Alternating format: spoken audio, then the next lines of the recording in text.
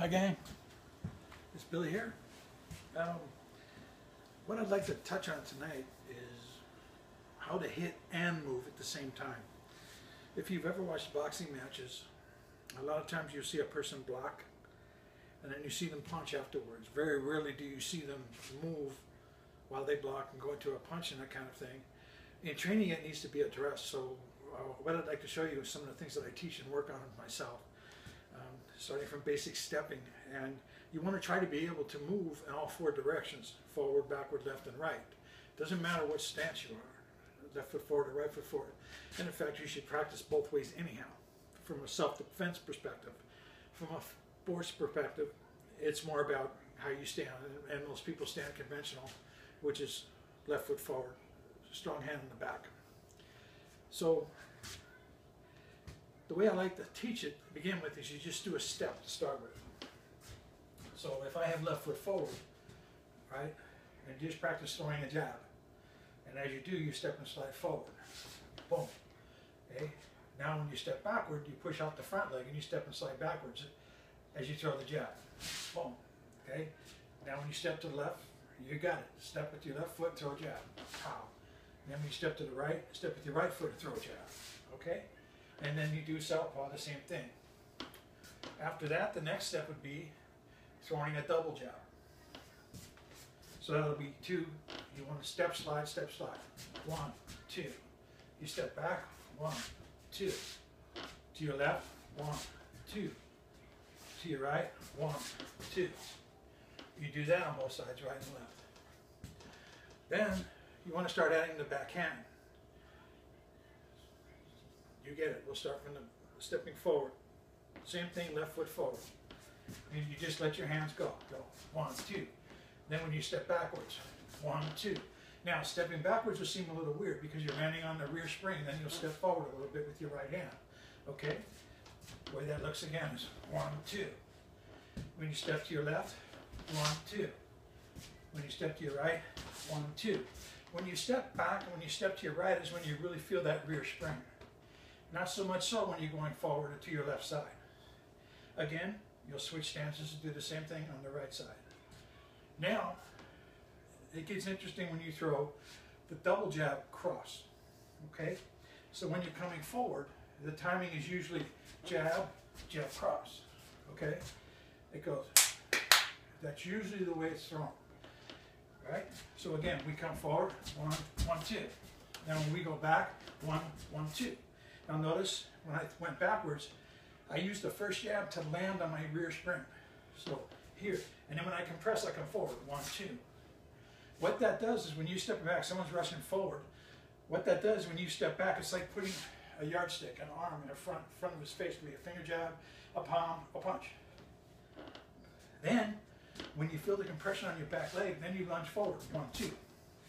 Okay, so you go boom, boom, boom. Makes sense? Now when you go to your left, same thing, 1, 1, 2. So you go 1, land on that spring, 1, 2. Okay, 1, 1, 2. Now when you go to your right, you'll really feel it more so. Okay, you'll go 1, land spring, 1, 2. Okay, so when it's fast, it's pow, pow, pow. That's the idea. And of course you'll do that on both sides.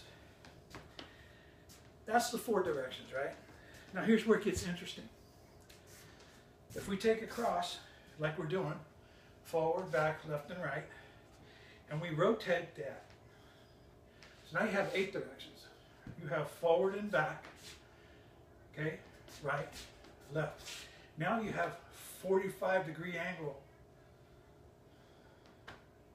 or 25-degree angle, however you want to look at it.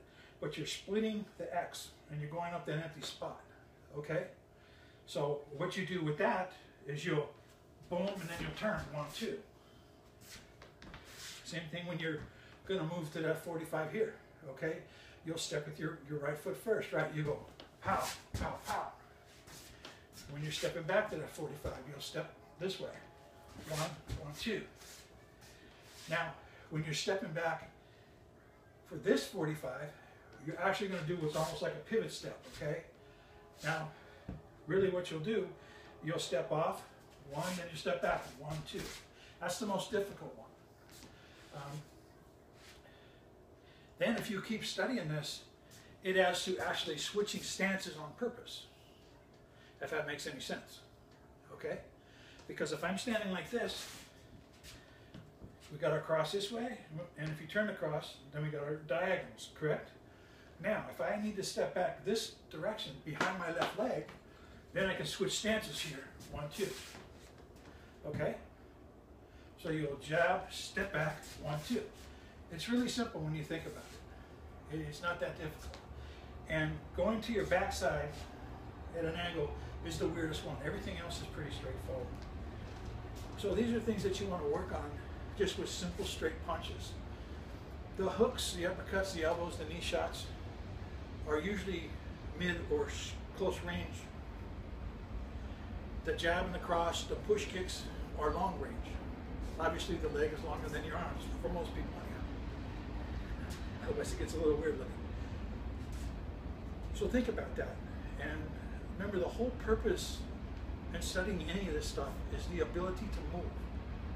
Now obviously from a self-defense perspective, you're unaware, your hands will be down, you might be holding a glass of water, a beer. You don't know from which angle something's going to happen. All the more reason to be able to move in what I call all 8 directions. And the way I was taught was all 4 directions to start with. My boxing coach, John Felton, told me, always make sure that you can move in all directions. And the most important thing is to be balanced. And learning how to hit on the move, you have to be balanced. The same thing goes with Hapkido and Aikido techniques, what they call internal martial arts.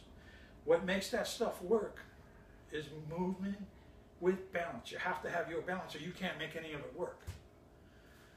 And obviously we're trying to control the other person's balance or manipulate it, as it were, or ride it. But balance is everything. Without balance, nothing works. I mean, you can muscle stuff and try to pull it off. It still doesn't work. And when you watch fighters like Muhammad Ali or Mike Tyson or Rocky Marciano, they were always coming forward. And this is the important thing. You don't just stand there. You want to be able to come forward when you move. That's why the double jab cross. Then you have to step this way here, and then you can turn and come this way. You can switch feet or do what I call bump. And the other thing that's also very important is no matter how we're standing, it's a surprise attack or the surprise, boom, something's in front of us. There's the ability to unlock, not stiffen up. You want to be able to drop your weight. You know, especially in Aikido training, one of the things that people do is they learn to drop their center. Weight underside, you don't want weight upper side. Same thing with Hapkido, although it's not discussed as much. These are things that are paramount for being able to move at a moment's notice. And so with these arts, we practice what's called blending. And that's harmonizing with the aggression. So you can maintain a safe range at the same time. Well, what's the most important thing about that? Movement. You have to be able to move. And so that was the main thing I wanted to discuss tonight. And this is how I go about teaching it. Now, obviously, you see us use the pendulum before. That's an awesome solo tool. You can also use a partner. And what you try to do is maintain an eye gap. And when you block, you don't want to smack the block. You want to monitor the block so you can feel what they do. It's like when you catch, you know the fist is here. Boom, you don't want to hit it out of the way. You don't waste your time with that. You catch, boom, okay, catch, boom. And then from there you can go left, right, forward, or back some more. So this is the thing that I'm trying to get across with this. So study it, have fun with it. But remember to relax, unlock your knees, tuck your tail. Yes, it'll feel like a monkey. But you'll understand that it's balance and ease of motion. That number one, conserves energy, and number two, gives you the balance in motion. That's the important part. A lot of people can be balanced still, but to be balanced in motion is an acquired skill that takes a lot of practice. And if you put the practice in, it's very well worth it. You know, it took me many years to figure this out. So, and now I want to share that with the people out there, because a lot of people don't concentrate or study motion. I do, and there's a lot of reasons I do, and a lot of it has to do with my hearing impairment, and it's left me with a vertigo problem. So I'm in constant study of balance. I mean, in a nutshell, that's everything to me. And it hit me as I was frustrated and really was having trouble being able to do all the aerial kicks anymore and all the fancy stuff. And I realized, you know what?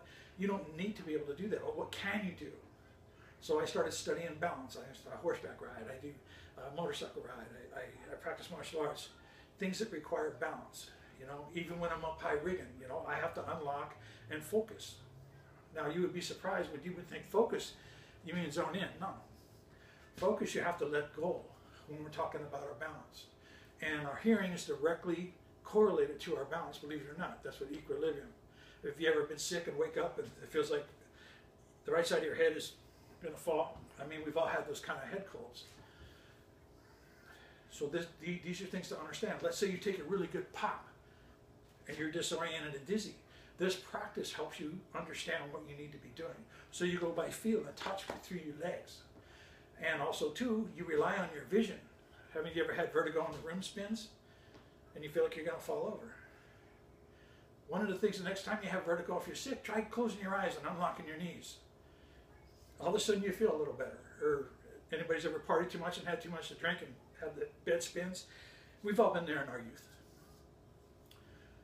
But this is what I study and this is what I want to teach, and that's why. That's why I wanted to explain it, because you see in most of the tutorials that I teach, it's all about all this motion and ducking, and well, that's why. So, especially like if you're ever tackled or ambushed, what happens? What do most people do? They freeze. That's why they're easy to pick up. But if you can unlock and harmonize what's going on, you will have the upper hand. How many times watching MMA does anybody relax when they're tackled? The guys that do a lot of Brazilian Jiu-Jitsu, they'll relax because they're going to go to the ground with you.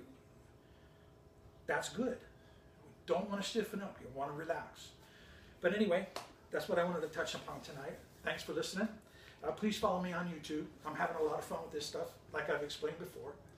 And you can email me at billyboston@gmail.com or combativenessworkshop@hotmail.com.